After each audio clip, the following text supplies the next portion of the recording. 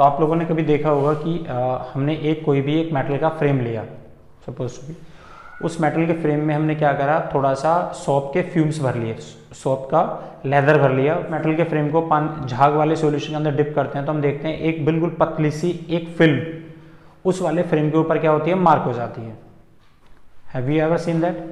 और वो जो एक फिल्म बनी है, उस फिल्म के ऊपर अगर हम क्या करते हैं, एक छोटा सा एक धागा लिया, उसको ऐसा नोट कर दिया और हमने उस धागे को उसके ऊपर रख देते हैं और उस धागे को हम बीच में से प्रिक करते हैं, तो हम क्या ऑब्जर्व करते हैं कि जो धागा है वो कैसा हो जाता है, सर्कुलर हो जाता है।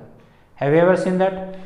ये देखिए, जैसे कि ये एक फ्रेम है, कैसी भी शेप का हो, इस फ्रेम को हमने क्या करा, मेटल का एक फ्रेम है, इस फ्रेम को उठाया हमने तो झाग में रख दिया, तो इसे झाग में रखते हैं तो हम यहाँ देखते हैं यहाँ पर एक बहुत पतली सी एक फिल्म इस वाले फ्रेम के ऊपर ऐसे मार्क हो जाती है, ऐसे हम ऐसी एक फिल्म हो गई।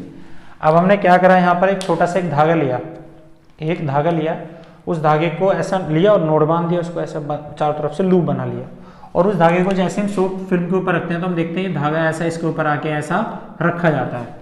मतलब इस धागे का लगने वाला नीचे का mg का फोर्स ऊपर लगने वाली सरफेस टेंशन क्या करती है, उसे बैलेंस कर देती है, तो धागा उसके ऊपर ऐसा रखा रहता है।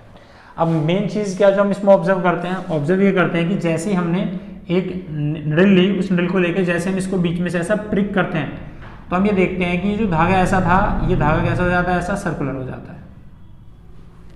और जैसे प्रिक करते हैं तो ये धागा ऐसा सर्कुलर हो गया, तो मतलब यहाँ से जो बीच में लिक्विड था, ये लिक्विड क्या हो गया, यहाँ से वैनिश हो गया, खत्म हो गया लिक्विड, और ये धागा कैसा हो जाता है, ऐसा सर्कुलर होता है। तो बस क्वेश्चन यही था कि धागा जब हम किसी एक फिल्म के ऊपर रखते हैं तो फिल्म के रखने के ऊपर ये धागे को जब बीच में से हम प्रिक करते हैं तो ये धागा सर्कुलर क्यों हो जाता है, ये हमें समझना है। और ये किसकी वजह से होता है, बिकॉज ऑफ सरफेस टेंशन। क्यों होता है ऐसा, जरा देखो एक बार। ऐसा इसलिए होता है कि पहले ये बताओ कि जब यहाँ पे इसके अंदर पूरे के अंदर क्या लिक्विड भरा हुआ था, सारे के अंदर पूरा, तो पहले लिक्विड का एरिया पूरा वो कितना एरिया था, पहले सपोज टू बी ए। अब यहाँ पर इसमें जो हमने इसको बीच में से प्रिक करा तो यहाँ पर ये वाला जो सरफेस था, ये वाला सरफेस, इसका भी कुछ सरफेस एरिया होगा, वो कितना है, ए डैश।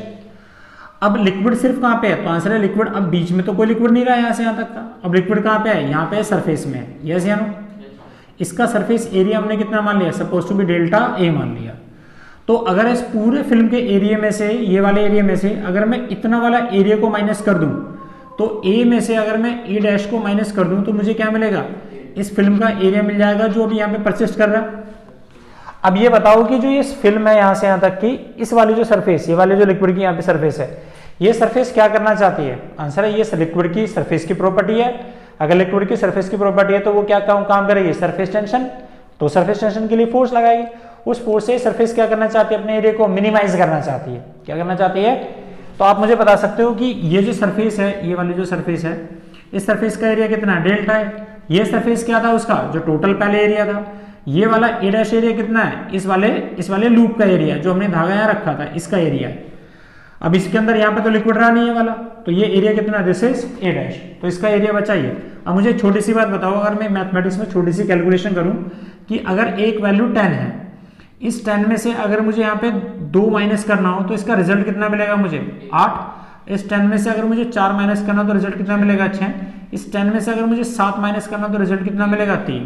तो हो क्या रहा है, हो ये रहा है कि एक वैल्यू फिक्स है, उसमें से अगर माइनस करने वाली वैल्यू को हम इंक्रीज करते चले जाते हैं, माइनस करने वाली वैल्यू को इंक्रीज करते चले जाते तो रिजल्ट कैसा आता है, छोटा। उल्टा करो, अगर किसी एक फिक्स वैल्यू में से अगर माइनस करने वाली वैल्यू को हम कम करते चले जाते हैं, माइनस करने वाली वैल्यू को हम कम करते चले जाते हैं, तो हमारा रिजल्ट कैसा मिलता है, ज्यादा। तो बस यही था कि किसी एक फिक्स वैल्यू में से अगर हम माइनस करने वाली वैल्यू को इंक्रीज करेंगे तो रिजल्ट क्या मिलेगा, छोटा। डेल्टा ए क्या है, सरफेस एरिया। किसका सरफेस एरिया, थिन फिल्म का। किसका surface area, surface area of thin remaining film, जो बची है, ये तो है सरफेस एरिया। अब ये लिक्विड की सरफेस एरिया अपने एरिया को क्या करना चाहती है, कम।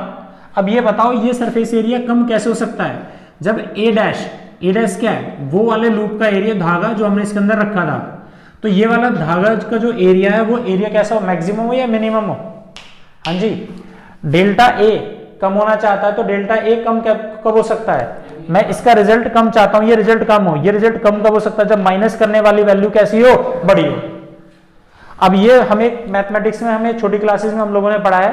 तो अगर मैं आपसे बोलूं कि आपको एक धागा दिया जाए, उस धागे से आपको एक ट्रायंगल बनाना है, एक रेक्टेंगल बनाना है, एक स्क्वायर बनाना है और एक सर्कल बनाना है, तो गिवन लेंथ पर सबसे ज्यादा सरफेस एरिया किसका होगा? सर्कल का।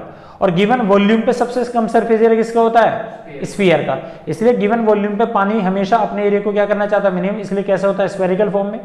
इसलिए यहाँ पर ये वाला जो एरिया है, हम चाहते हैं ये लिक्विड का, जो लिक्विड चाहता है कि उसका एरिया कम से कम हो। इसका एरिया तभी कम से कम हो सकता है जब ये वाला जो धागा है, ये जो धागा है, ये अपना एरिया कैसे कर ले? मैक्सिमम। और मैक्सिमम एरिया किस में करता है? गिवन लेंथ पर मैक्सिमम एरिया किस में होता है? सर्कल में। इसलिए अपना एरिया कैसा कर लेता है? अपनी लेंथ कैसी कर लेता है? सर्कल। जिसकी वजह से लेंथ की वजह से इसका गिवन एरिया कैसा हो गया? बढ़ गया। और भैया बढ़ गया तो सरफेस टेंशन कैसा हो गया? सरफेस टेंशन की वैल्यू इंक्रीज होगी, जिससे सरफेस एरिया कैसा हो गया? छोटा हो गया। सरफेस एरिया छोटा हो गया। और ये लिक्विड की प्रॉपर्टीज है, दैट इज वाई ये कैसा हो जाता है? सर्कुलर शेप में हो जाता है।